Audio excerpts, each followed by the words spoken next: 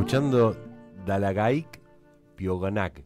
Sí, eso estamos escuchando porque es la banda de sonido de Nalá, que se estrena comercialmente en los cines este domingo, 16 de marzo. Es una película documental de Florencia Romero, que está acá con nosotros. Gracias por venir, Florencia, acompañada de Sebastián Valverde, doctor en antropología, investigador del CONICET, docente de la Facultad de Filosofía y Letras de la UBA y de la Universidad Nacional de Luján. Buenas tardes. Gracias a ambos por venir. Nalá, esto que estábamos escuchando, que está en Spotify, ¿no? Sí, en todas las plataformas. Y en todas las plataformas, habla de la cacique Nalá, que es sobre la película que dirigiste, que es una mujer indígena, urbana, representante de la comunidad Com en la región de San Pedro, provincia de Buenos Aires, Argentina, y lucha hace años para visibilizar la cosmovisión indígena en su país y cree en la interculturalidad en la educación y medicina. Nalá recorre distintos espacios de la región cumpliendo con su rol de referente indígena. En uno de sus viajes visita a Natalia Ochea, referente comechingona de Berrotarán, provincia de Córdoba. Allí recorren en el monte e intercambian miradas del lugar que cada una habita territorialmente y generacionalmente. Esta película es como un ir y venir entre las actividades que realizan Nalá en San Pedro y los lugares que visita se terminan fusionando en los espacios entre sí, perdiéndose las delimitaciones geográficas. Florencia Marino, hiciste un poco de esto para desfronterizar y visibilizar estas comunidades que están siendo avasalladas y violentadas mucho más desde este gobierno, que igual venían, ¿no? Un poco en esta... Sí. Sí, la película es un proyecto largo, obviamente la lucha indígena es histórica. Claro. La filmé del año 2015 al 2019, fueron 4 años de seguirla en todas las actividades que ella hace alrededor del país. Fuimos ahí a Córdoba, Rotarán, San Pedro, La Matanza. Y la idea de la película es, la temática central es indígenas urbanos. Y la idea es desmitificar un poco de que las personas indígenas solo viven dentro del territorio, sino que un montón de personas indígenas migraron a las ciudades forzadamente y bueno, un poco mostrar eso, que viven en las ciudades. Claro, Nalá está integrada a nuestra cultura citadina, occidental. Tal cual, pero manteniendo su tradición, su cosmovisión, y ahí es donde está la lucha de ella, tratar de preservar su identidad dentro de la ciudad. Bueno, me imagino que hoy con un racismo tan imperante que no solamente cuestiona a pueblos originarios, sino también género, mujeres, diversidades, esa lucha se vuelve más firme. Vos filmaste entre el 15 y el 19. Sí. ¿Cómo fue ese derrotero de encontrar a esta referente como es Nalá, la cacique Nalá, y también en ese, bueno, es una road movie, porque si se fueron de San Pedro a Córdoba, ¿no? Sí, eso fue una visita, lo de Córdoba, hay muchas temáticas también en la película. Ella pudo inaugurar consultorios interculturales de medicina, ¿no? Entonces ella es enfermera también y inauguraron en San Pedro consultorios donde atienden médicos con título occidental de universidad y personas indígenas con sus saberes ancestrales. Y lo de Córdoba fueron a hacer una visita con el equipo de medicina a mostrar cómo funcionan. Y ahí en Córdoba está Natalia Ochea, que es una joven comechingona, que un poco toma toda la fuerza de ella y trata de replicar su lucha allá. O sea, es una referente haciendo un trasvasamiento generacional de su propia comunidad o defensa de sus ancestros y de su cultura a una comechingona. Sí.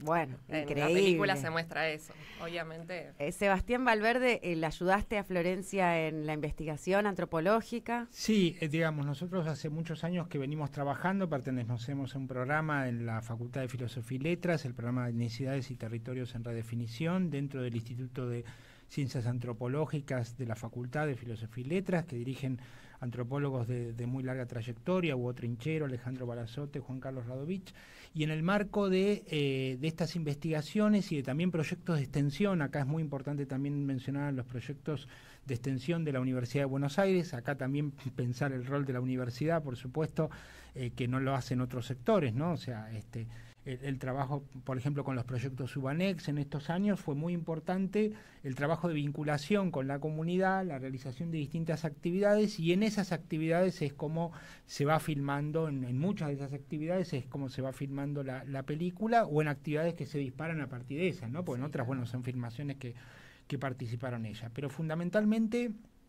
el rol que tiene la universidad en contribuir a generar estos espacios a partir de distintas investigaciones de otras universidades también, como la Universidad de La Plata fue pionera, el equipo de Liliana Tamaño en su momento, en visibilizar la cuestión indígena en las ciudades y plantear que estos migrantes chaqueños no eran únicamente de origen de Chaco, sino que también eran de origen toba, como en la ciudad, que eso en los años 80 animarse a decir eso era algo novedoso, y así se fueron multiplicando investigaciones en el país en contribuir a explicar esto y también explicar cosas como, bueno, no se deja de ser indígena en la ciudad, además las ciudades fueron creciendo sobre territorios indígenas, como me preguntaste vos cuando fuera de micrófono, cuando estábamos arrancando por comunidades mapuche en el sur, y bueno, cómo además la identidad se va transformando, se va recreando, y no por eso es que se deja de ser un estereotipo puro, que es una visión muy deformada que existe de los pueblos indígenas, y lamentablemente en tiempos como los que estamos de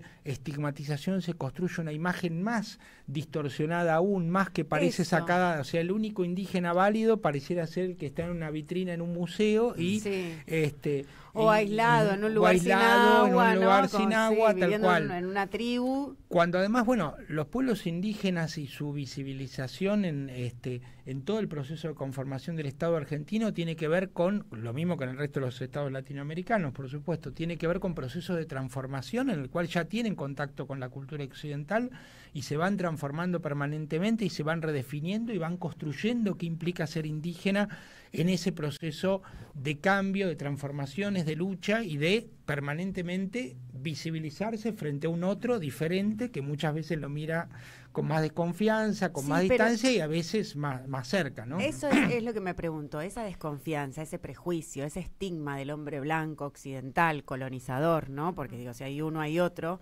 ¿por qué no puede respetar la alteridad? ¿Por qué viene como a necesitar imponer frente a sus creencias, que son superiores moralmente que las otras? Nunca lo termino de comprender. Bueno. ¿No? O sea, estamos nosotros dos, vos sos la ¿no? Sos la cacique. ¿Por qué debería yo creer una superioridad frente a la alteridad, solo por la diferencia? No lo entiendo eso. Bueno, sí, justamente tenemos que pensar también que en nuestra cultura hay mucha heterogeneidad y justamente muchos sectores que respetan, que remarcan y que en todo caso tenemos que pensar las enormes carencias de nuestra propia cultura, de nuestra propia sociedad. Estamos diciendo esto, escuchábamos antes de entrar a la sala la situación dramática en Bahía Blanca. Tenemos que pensar también cómo llegamos a esta situación de las inundaciones, de destrucción del ambiente y no creer que toda nuestra cultura tiene que ser necesariamente superior.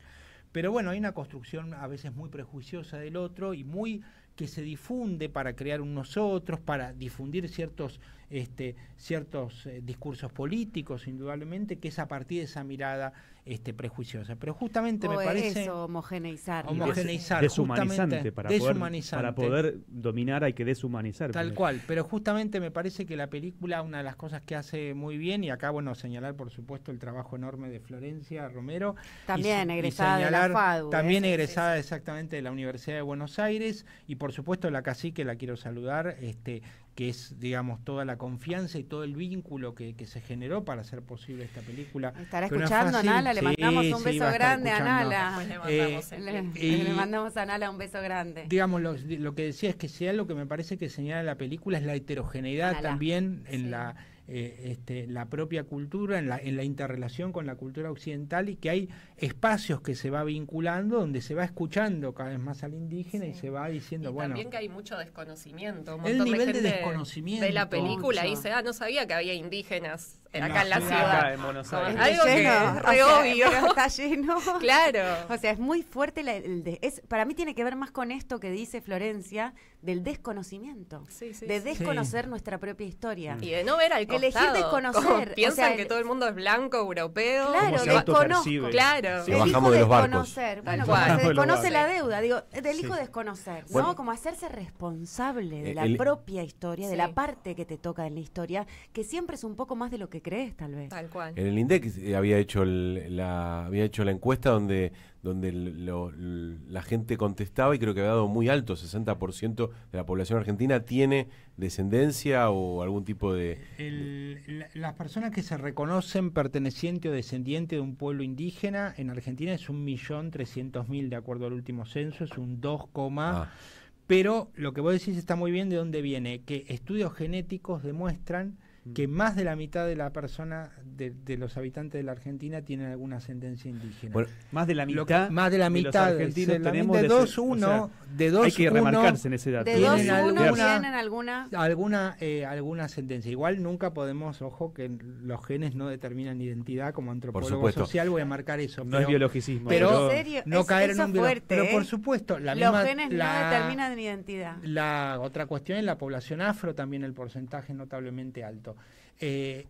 Afrodescendiente. Entonces, un poquito esto, muestra en relación a esto, yo la pregunta, y para los dos, para Florencia también, de esa hipocresía, más allá de que lo biológico no determina lo cultural, de una sociedad, les comentaba, ¿no? Estuve en las vacaciones en el sur, de la agresividad y la violencia, en el caso de la cultura mapuche, que es, digamos, la comunidad mapuche se la ha puesto en un lugar de confrontación, pero que digo, no es solamente el registro de la película, es por contar una situación. Estamos hablando de algo que está en conflicto real por territorios.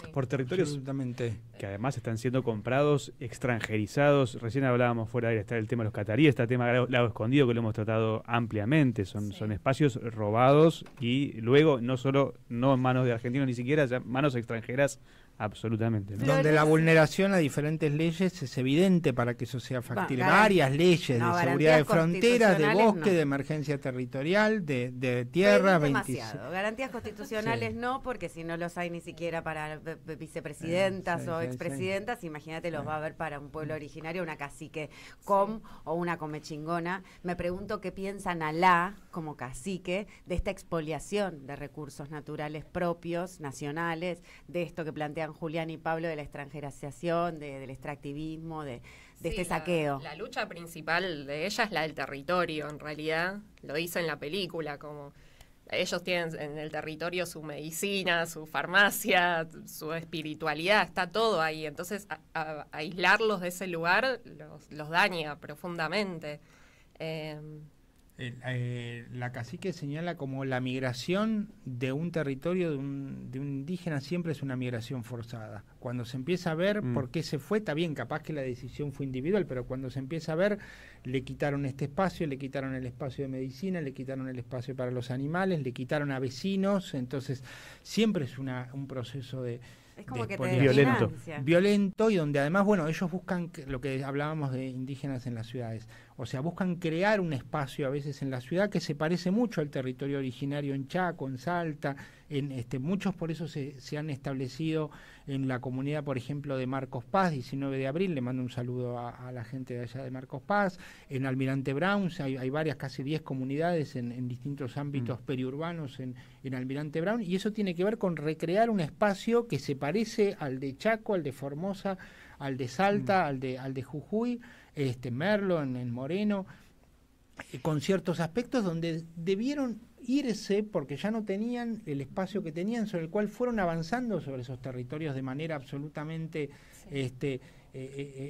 como una expropiación y muchas veces con situaciones de violencia muy complicadas y que a veces ha tardado varias décadas recién en hablarse de esos procesos de violencia. Alguien tiene que pedir perdón, ¿no? Porque digo, en ese supremacismo radical de cierto sector político, roquista, ¿no?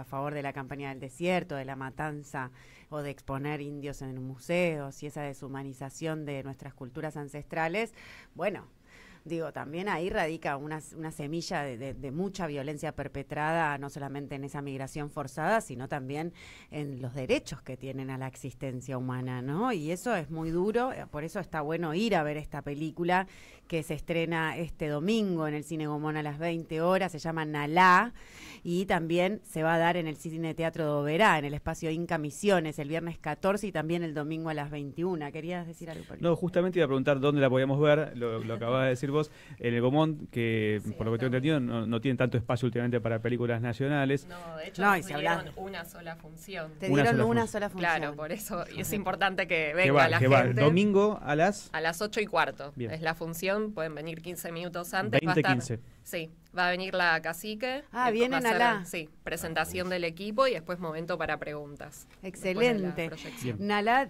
la bajada de la película es la lucha empieza pero no termina. Ninguna lucha termina nunca, Tal ¿no? cual. Sobre todo frente a las injusticias que llevan siglos. Sí, o un derecho conquistado lo tenés que mantener, nunca se sabe cuándo te lo pueden sacar. Claro, sí, los adquirís, pero en cualquier momento podés dejar de tenerlos. Exacto. No dejen de acompañar estas luchas, porque está bueno, hay poca gente también que abraza estas luchas para darles la continuidad histórica de la visibilización y del respeto que se merecen.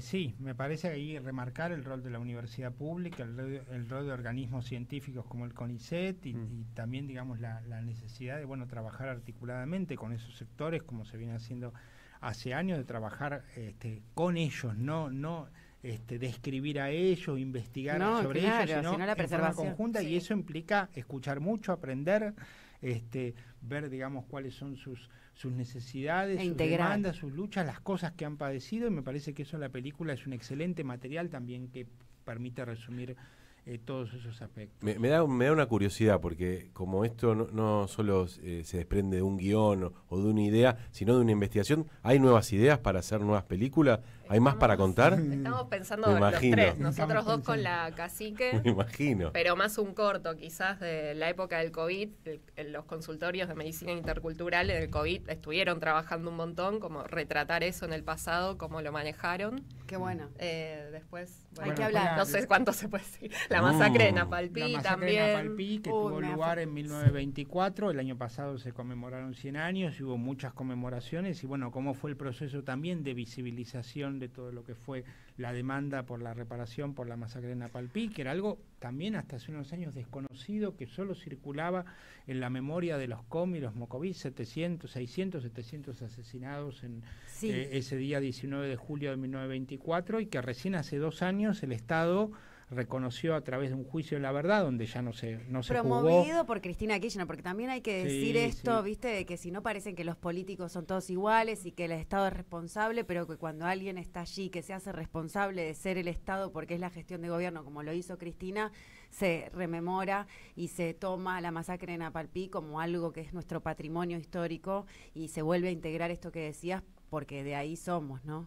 El trabajo fundamental además que hizo también el fiscal, que hicieron además investigadores, que había muy poca información, que empezaron a buscar, que se comprometieron, y así se fue Dale. haciendo un trabajo muy muy profundo, ¿no?, que permitió reconstruir. Y bueno, finalmente en abril de 2022 el juzgado de Resistencia declara, digamos, un juicio de la verdad, ya no hay juzgado, pero declara que existió. La primera vez que el Estado argentino reconoce que hubo una masacre organizada del Estado hacia los pueblos indígenas. No se había, hasta hace 2 años nunca lo había dicho el Estado argentino. A mí me eriza completamente. Exactamente, y que hubo una masacre organizada por el Estado y que se actuó además para favorecer a los propietarios privados, que imponían condiciones cada vez más esclavizantes en la cosecha del algodón. Era un momento de expansión de la cosecha del algodón en Chaco, y que necesitaban mantener a la mano de obra, y la mantienen como esclava, siendo que la esclavitud ya estaba derogada, digamos, El ¿no? origen de las 100 riquezas, años antes. ¿no?, de 100 alguna años familia. antes se había- 110 años 110 años antes se había derogado la esclavitud y todavía la estaban ahí. esclavitud, pero no se los deja salir de la reserva de Napalpí a los indígenas, una de las razones que terminan la masacre, ¿no?